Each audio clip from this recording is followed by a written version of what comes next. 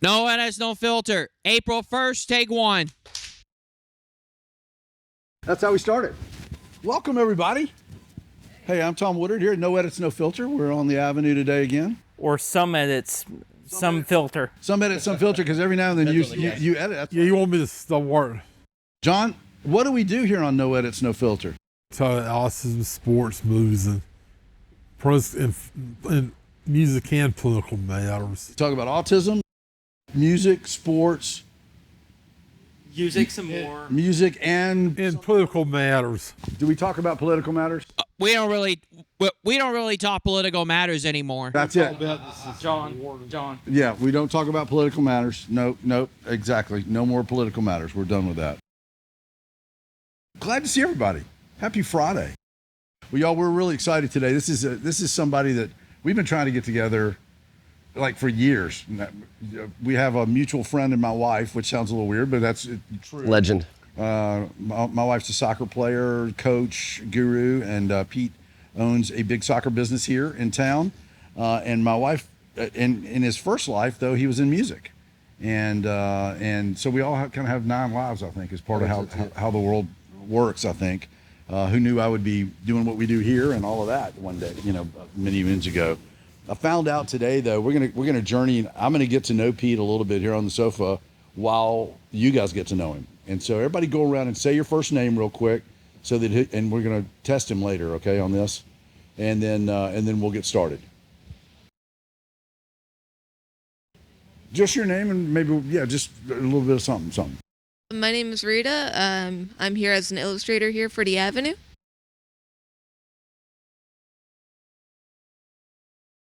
I'm Brad, and I'm a video producer and editor here on the Avenue. Just finished a little mini movie. He's all done. We're excited. I'm Dustin, and I write my own movie reviews. On Fridays. Every Friday he comes in and he works with us at Woodard Brothers, too. Works his butt off for us, man. I'm Spencer, and I just do art stuff. He does art stuff. That's exactly right. Hi, my name is Ben Herbert, and I also do art stuff. I love it. And you love chicken fingers and French fries. Hi there, I'm Kirsten Henderson. I just do film stuff here. So I like art and film, so I came here to do film stuff, usually my own film. Exactly. And Kirsten has been with us how long? And just elected Citizen of the Month, right? Yeah. Today. Yeah, all right. Really. 2 weeks or 3 weeks, I guess. That's right. My name is Madison. I do art and animation here for On the Avenue. Working on references and almost soon to skit. John Scott. My name is John. I also do art and sometimes work here on the Avenue. That's right. Exactly right. Big John. Riley? I'm sorry I gave the name away. Hey, Pete, I'm Riley, and much like Brad, I'm a video editor, and the viewers actually see my work sometimes, too. Namely, either on Rowdy Riley's sports review or No Edits. If I'm not able to be here, Riley sits in as my guest host. So Love it. It works out great. I'm Tom Woodard, and I'm honored to be here with all these guys. Me too. Pete Kipley is a guy that, like I said, I've been trying to get to know for a while, and so this is going to be fun to kind of discover here on the sofa. Pete, we found out today that you guys know I used to write jingles, write music for radio and TV commercials. That's where he started in his career, and I had no idea. And so we just found that out just a few minutes ago. What was it? What was the first jingle you ever played on? Can you remember that? Can you remember that first day in Mobile where you went, oh, I think I'm here? I can't remember who it was for. Okay. What was your favorite one? What do you have a jingle you go, that's pretty good. That was pretty good one. Probably Smith's Country Time Bread. Smith's Country Time Bread. Isn't it funny how, it's like a big hit song. Did you write this? No, it's Smith's Country Time Bread. Yeah, I think 1,200 people heard that jingle. But it was awesome, right? I love it. That's killer. I did a double cheeseburger for McDonald's, only played in Knoxville, and that was my favorite one. That was a lot of fun. Did they pay you in burgers or did they? Well, a couple $100, because it was like, yeah, you probably paid in burgers. Yeah, I think I did get a Happy Meal with that, something like that. So Pete, but you've had a lot of fun in the music business. You've been incredibly blessed. God's been good to you, and share. We were talking just a second ago, so I'm gonna drag you from Mobile, Alabama, where you were. You came to Nashville, and as things happen in Nashville, God has a way of working things out, but strange things happen in Nashville sometimes. You ended up producing, right? I did. Maybe my favorite, maybe one of the greatest songs ever, and it was your first production, correct? Mm-hmm. Tell everybody what you did, and if you're a Christian music fan, you're going to know this, or maybe not even a Christian music fan. It blew up big time. It did. I mean, I started as a player in Nashville. Right. So I got to learn from the greats, from Brown Bannister, from Keith Thomas, and it was just fun days. Quintanilla, man. Yeah, remember old Quintanilla days? I remember those days. Lots of fun, and loved everybody that I played with. And do you remember Jackie Patillo by chance? I do. Yeah. Absolutely. Jackie had kind of become a friend and a mentor. That's awesome. And she went to a buddy of hers and said, hey, you should have him produce a record.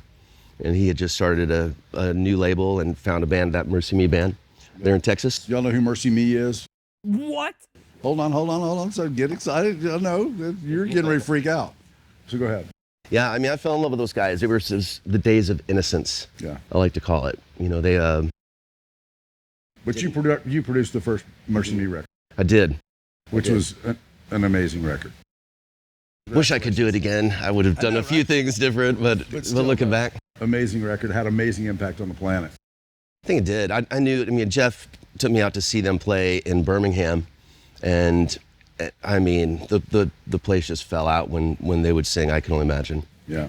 It's powerful. I told Jeff, he asked me, do you think this is a hit? I'm like, I think it's a hit. I think it's a hit. Yeah, I had no idea how big of a hit it would be for them, but. The last time I heard that song performed live was at a Scott Cares event. So Bart sang at Scott Cares. He would put skaters on the ice and then have a band. Sheryl Crow would have a band at the far end of Bridgestone, and they raised money for Scott Cares, for Scott Hamilton. And Bart sang that. That was the last time I heard it live. It gives you goosebumps thinking about it. Yeah. Riley, I know. What do you think? Riley's a huge music fan, so. Okay, Blown. Right, exactly. Blown. Does everybody know the song we're talking about? No. All right, I want you to get in your car or go back to your iPad or whatever you have or whatever your listening pleasure little device is and Google that song, okay? I Can Only Imagine by Mercy Me. Just after this is over, go Google that and give it a listen. And if it doesn't make you cry, then you're not feeling anything today. What's the name? It's called Mercy Me is the name of the band. And the song is called I Can Only Imagine. Okay. I think I've heard of that. You will. You'll recognize it probably once you do it. That's a beautiful song. I had a similar thing with, and we won't go into my deal, but happen early in your career, right? So it's like right out of the gate.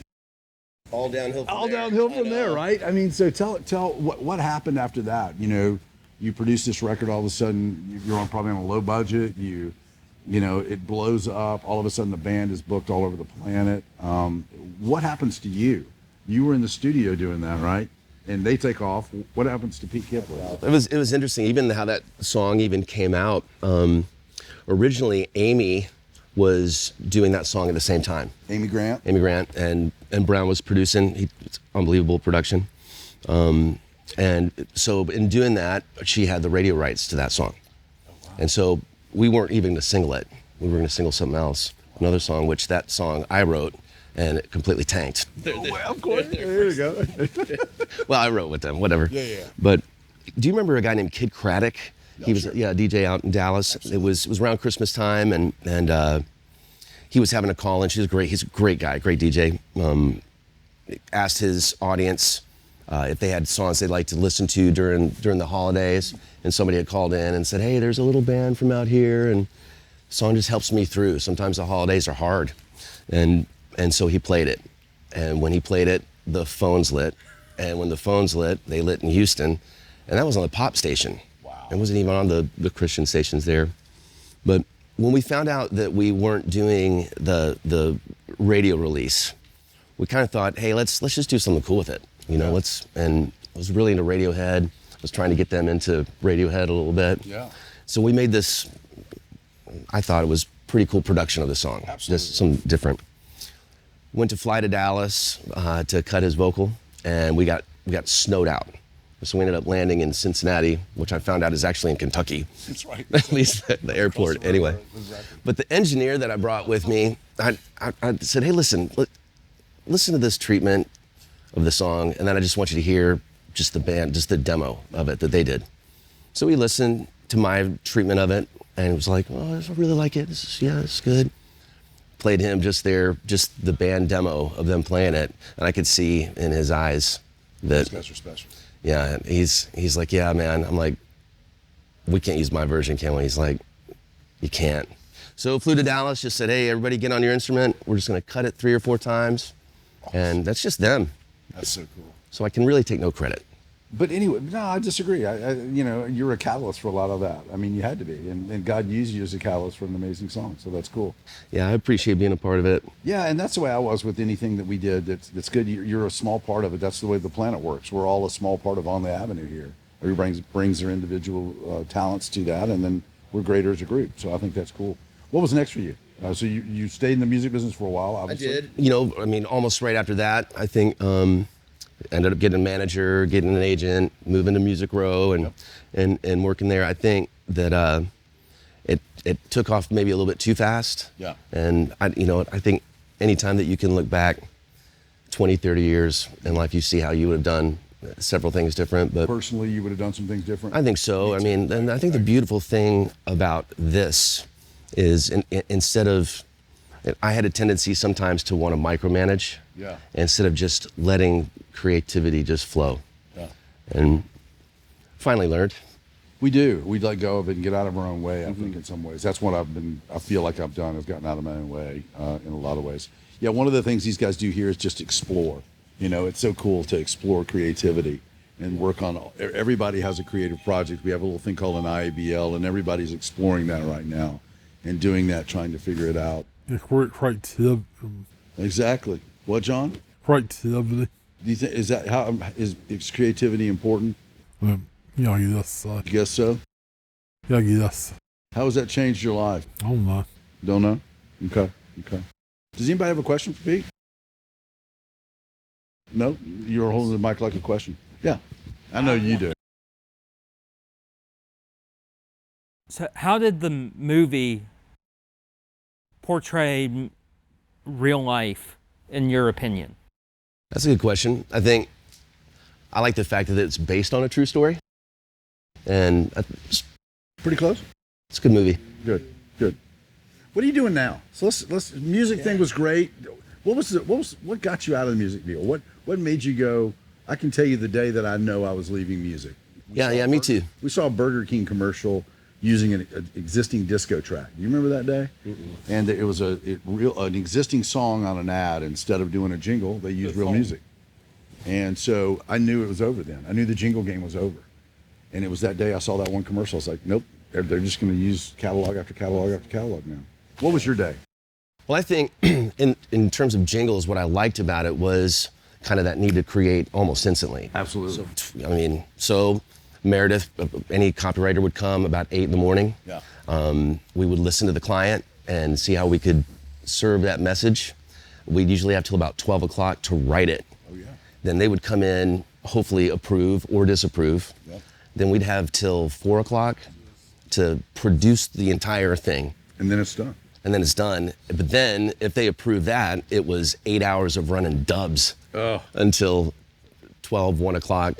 That was my first job, quarter-inch tape dub. Oh boy, just sitting there. I can't tell you how many times I fell asleep and missed deadlines. Blade editing, trying to make FedEx. That was back when, I remember when FedEx got there, and we finally, the first FedEx pack we ever sent, and you could like stick $100 under the door and put a FedEx package about 2 hours after it was supposed to be delivered, and some dude would take it, and you're like, okay, I guess it's gone. There it went. So what was that transition like from music to now sports, and why? Where did soccer come from? That's a great question. I feel like sports and producing, there's so many important parallels there. You get to spend that time with an artist where they're the most beat up, the most vulnerable. Anytime that you're putting out music, you're kind of afraid if people are going to like it or not. That's right. But the road beats you up, and you just need a friend. You need somebody you can trust. And I think for me, it was just every single day doing the best to make great greater was the thing. Yep. Here's a question. Have you ever been recognized out in public before, and what were those experiences like? Thank goodness I have not, and I've never experienced it. I know. Have you been to the Oscars yet or not? No, I think what John's saying is, did you watch? I did. I think we all did, John. What do you think about it, John? Well, first, Will Smith slapped Chris Rock across the face, and he because he said something bad was waff and all. Did you see it? No. I didn't watch it. I didn't think it was going to happen. Pete, the question is interesting that Madison asked about, and John's question too, but Madison's question is really interesting because being behind the scenes like we are in doing what we do, nobody does recognize you, and it's good. That is beautiful. It is a beautiful thing. I think Nashville in and of itself is that way. I remember like 3 years ago, TMZ moved their office here, and I was like, we're over, man, because this was the place to hide, right? Everybody could come here and hide, and you had guys like Rivers Rutherford that has been on here, and Danny Rader. You can write a song. Yeah. Oh yeah. And so we've had a bunch of different people on the show, and they're all behind the scenes. Mostly thanks to me. They're players or they're People probably recognize songwriters. Danny a little bit. Yeah. Oh, yeah. Yeah. Oh yeah. But again, it's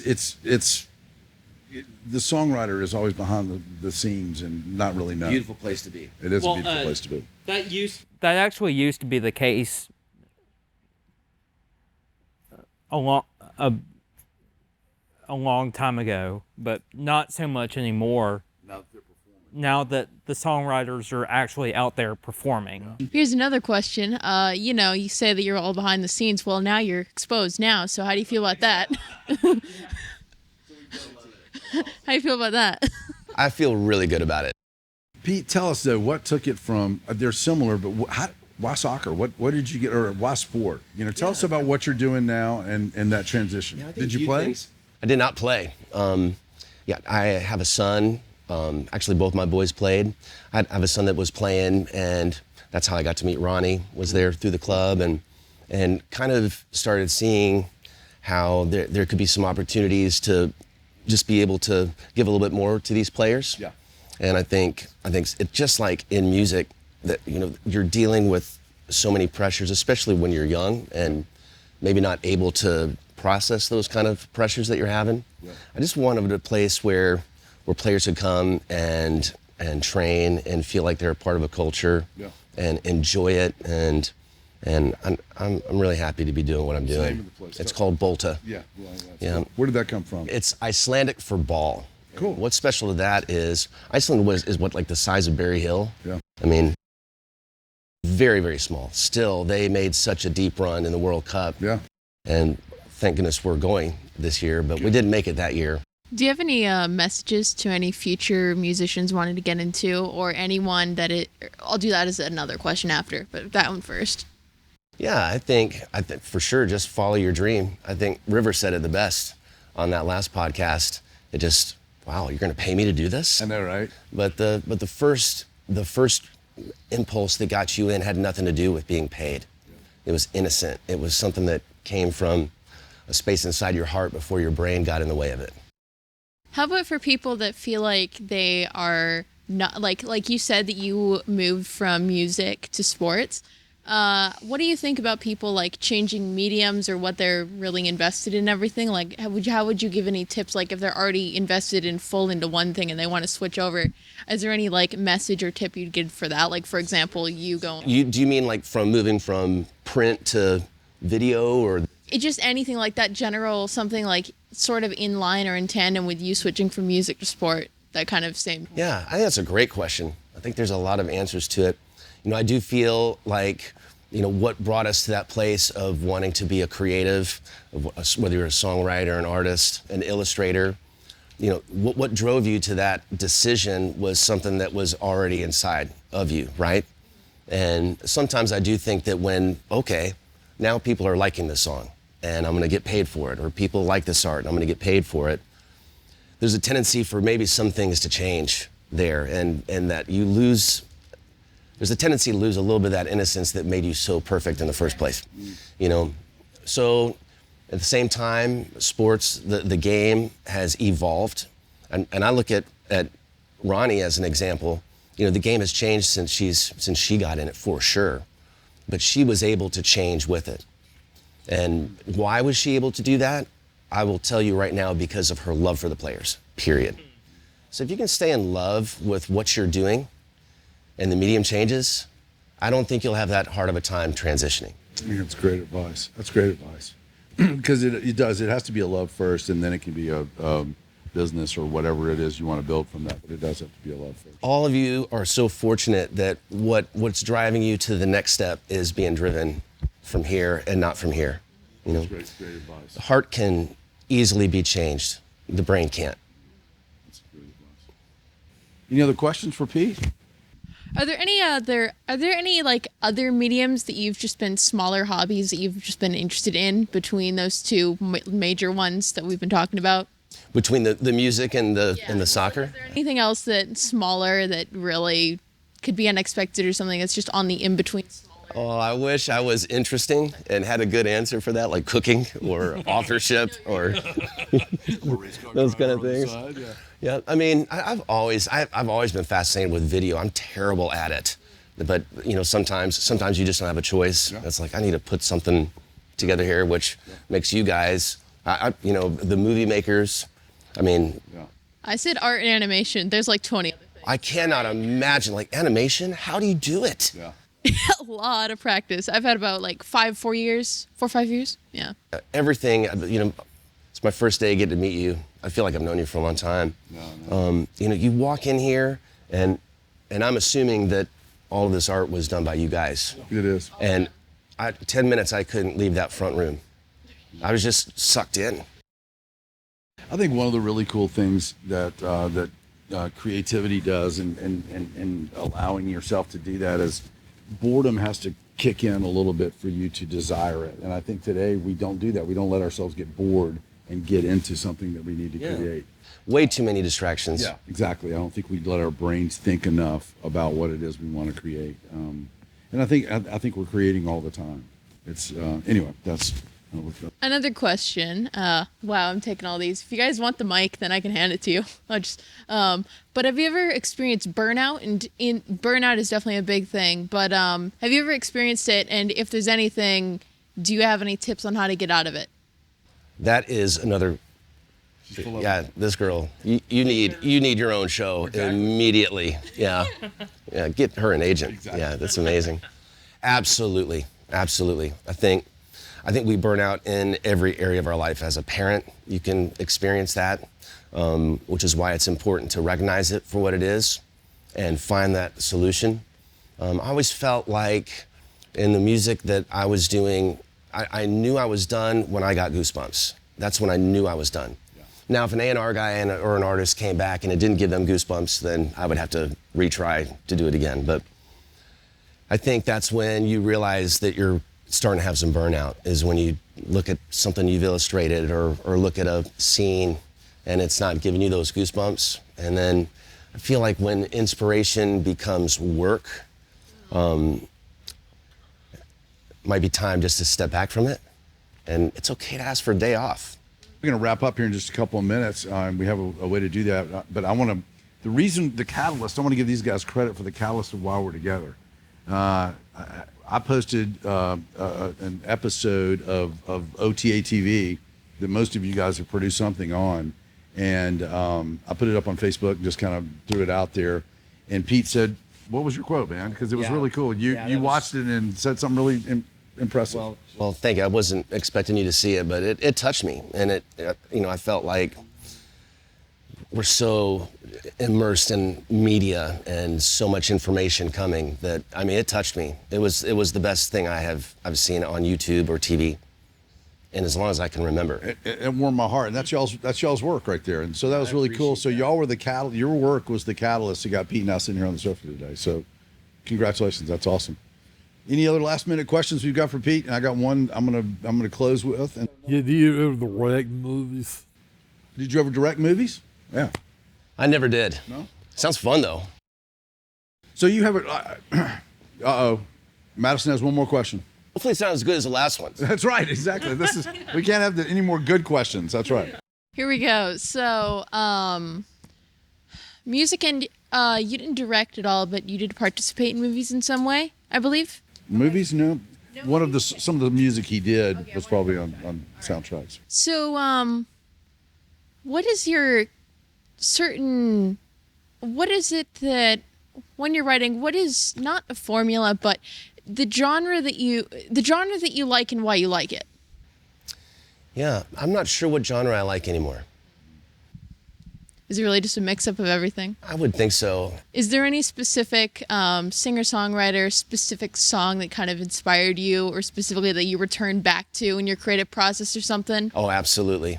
Yeah, see, the music that we had growing up is different than the music that we have today. It is.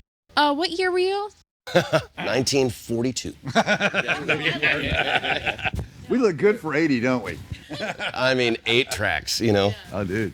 But yeah, we made records different back then. It was harder. It was work. You know, now as soon as Pro Tools came out, I was the first. I had to do it. If it helps, I listen to 1930s music sometimes, so. Yeah, it's unbelievable. But yeah, it was real music. You had to really play it. You had to really perform it. You had to meld it. Maybe that's the thing that's like it. Teamwork. It was a good piece of teamwork. I remember you were talking about the Jingle days. You had a full day with 6 guys in a room to make a record. What was the first instrument that you picked up? The first instrument I picked up was the bass. And that was because there was already a guitar player in my neighborhood who was better looking than me. And I thought, oh well, if I'm gonna be in a band, I may as well learn this one. I couldn't even hit an F. The neck was too long. Couldn't reach it? I hit an F sharp pretty good, but my F was all the way up on the neck. That's awesome, I love that. All right, Bolt is happening now. Yes. And what's next, man? What's next for Bolt? Are you really happy where you are right now in life and want it to continue forever kind of thing? I feel like when I was producing records, I mean, some records would take 6 months. Yeah. You know, and that gave me time in a room with 5 or 6 people for 6 months, which I loved. Yeah. But this is different. You know, this is 500 or 600 people, and they're younger. Yeah. You know, and I love your slogan. I'm going to rip it off. Yeah. And inspire, inform, educate, entertain. Even in that, the way you worded that and put those words in order. It is such a responsibility when you get to be with a person, even more when that person is a child. And I think sometimes, you know, most of the kids that we serve, I think, are feeling the pressure to perform, and that maybe their parents or their friends rate them as a person on a performance on a field. Yeah. And those are pretty big walls to take down. And that's my mission. We sit on those sidelines and watch other parents not behave well, to be honest, right? Mm-hmm. A lot of pressure. Ronnie was a coach in college, and I'll never forget, girls would come to Vanderbilt, and then that was their ticket. They'd gotten it. They were done. As soon as they got there, they were done, because they had been running for so long to get into college and play college soccer, and they didn't really perform in college like they could have. Mm-hmm. They were burnt out and done. Yeah. Any questions for the group? One last question for you. Anything you'd throw out, or? Yeah. Okay. Where'd you get your glasses? Number 1. Oh, Lens Crafters. For the win. Okay. That's a jingle, guys. Call Bob. Okay, we need to get the Lens Crafters agency on record. What was the best part about making the movie? Well, I guess the best thing about the movie the short movie I just recently did was just just basically playing it out and being responsible for being all the producer and directing kind of thing, you know, especially of course, you know, Matt, I actually kill off Matt in the one for the second time, actually.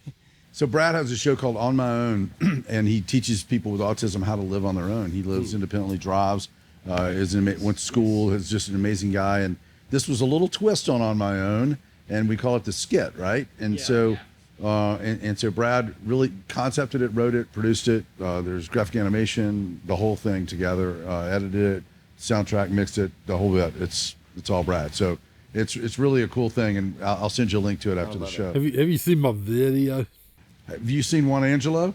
I need to. You got to spend a little time with our guys. Everybody has their own little thing going on, and I'll send you some links after we're done, so you can catch up on these guys. Yeah, today was a surprise for me, for sure. I'm blown away. I am blown away. I love how it feels in here. Cool. You know, I think you've created a great culture, and guys, learn as much as you can from this man, and as much as you can from his wife if she's ever here. And a key from each other. I think that's a key. Yes, and love each other. Yeah, cool. All right, John, we have a certain way we end this show, Pete. So Big John closes this show out. How do we close it out? Big ass taco.